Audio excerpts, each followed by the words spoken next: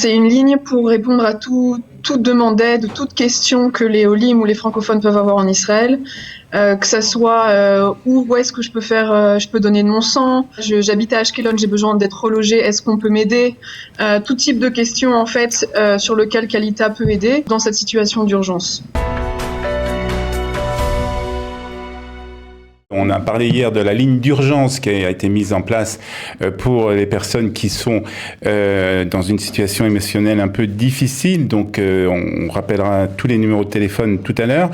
Et là, on va parler aussi d'une autre ligne d'urgence qui est mise en place déjà pour toutes les personnes qui sont, eux, dans des situations un peu difficiles aussi. Et pour cela, nous allons en parler avec Sarah. Avec Sarah Simcha qui est avec nous. Ben Kemoun, qui travaille chez Kalita, qui est en charge, qui est chef de projet pour toutes sortes d'initiatives. Alors, je ne sais pas si elle est avec nous. Sarah, est-ce que tu nous entends ? Oui, je vous entends. Ça va, Cathy ? Oui, Sarah, ça va très bien. Boker Tov. Boker Tov. Alors, est-ce que tu peux nous dire, nous expliquer un peu en détail, hier nous avons parlé avec Sabine concernant la hotline et puis le volontariat, est-ce que tu peux nous expliquer qu'est-ce qui est mis en place encore chez Kalita ? Alors, on vient de mettre en place il y a quelques jours une ligne d'urgence. Donc c'est une ligne pour répondre à toute demande d'aide, toute question que les Olim ou les francophones peuvent avoir en Israël, que ça soit où est-ce que je peux donner de mon sang, j'habite à Ashkelon, j'ai besoin d'être relogée, est-ce qu'on peut m'aider, tout type de questions en fait sur lequel Kalita peut aider dans cette situation d'urgence.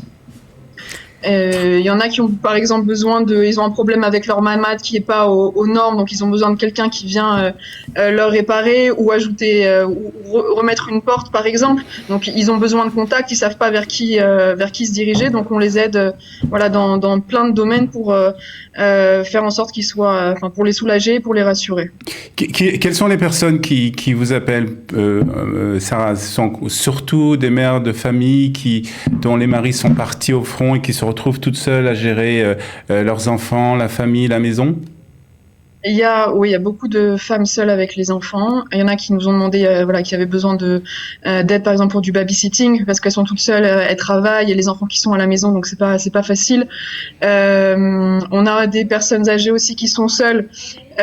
Qui avaient besoin aussi d'un petit peu de réconfort. Donc on a des équipes de bénévoles aussi qui aident, qui appellent régulièrement les personnes âgées pour les sortir un petit peu de l'isolement. On a un petit peu tout en fait, des gens du sud, hein, comme je vous l'ai dit, qui ont besoin d'être relogés parce que hier il y en a une personne qui nous a dit que son appartement a malheureusement été touché. Donc elle avait besoin à chercher un endroit pour être relogée. Des gens qui sont dans des situations financières très difficiles, qui nous aident, qui nous appellent aussi pour avoir un petit soutien financier. Donc il y a vraiment un petit peu tout.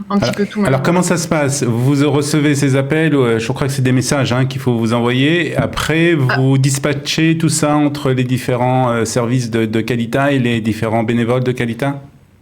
Alors, c'est soit par WhatsApp, soit par téléphone. D'accord. Donc, soit les gens, c'est ce qu'ils préfèrent s'ils veulent nous parler directement au téléphone ou nous envoyer un petit message sur WhatsApp.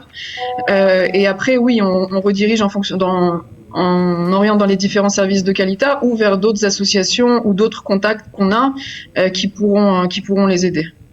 Est-ce que ça a été difficile de s'organiser en temps de guerre tout simplement pour apporter de l'aide à tous ces gens qui en ont besoin ?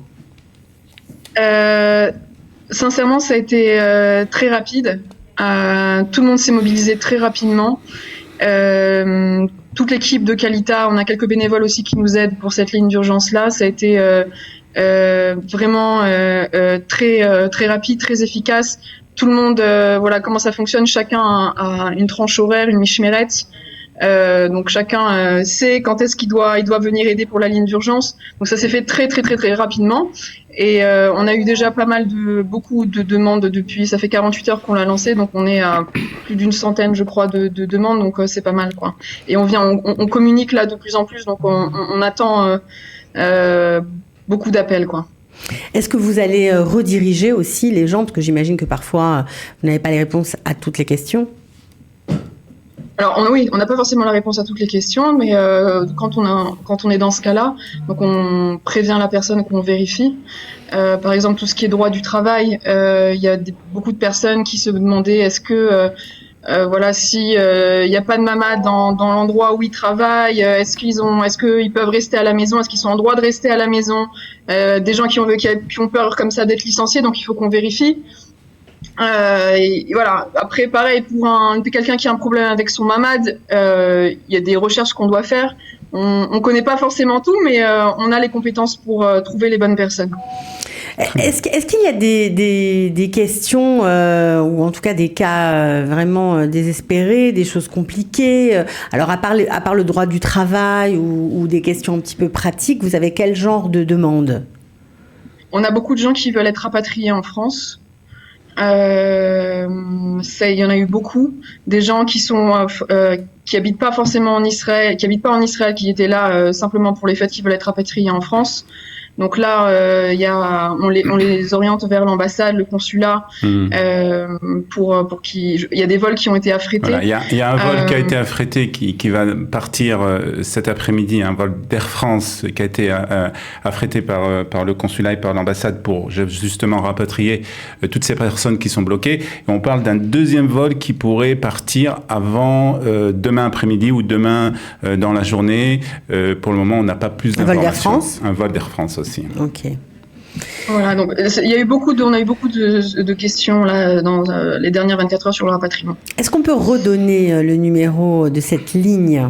054 89 09 314. 054 89 09 314 et donc c'est soit par téléphone ou par WhatsApp, message WhatsApp. Voilà, donc les gens qui ont l'habitude de téléphoner au standard de Qualita pour avoir des informations, il vaut mieux qu'ils appellent sur cette ligne, si je vous suis bien. Voilà, c'est tout type d'informations, tout besoin d'aide. Il y a des gens aussi, par exemple, des personnes âgées qui nous ont appelés parce qu'elles ont besoin d'aide pour les courses. Donc, on a des bénévoles qui peuvent aider. On a beaucoup de bénévoles qui se sont inscrits pour aider justement pour ce type d'initiative. C'est vraiment toute demande d'aide, toute question. Voilà, on est en mesure de répondre. Ok. Formidable. Merci beaucoup, Sarah Simcha. Très bien. Merci à vous.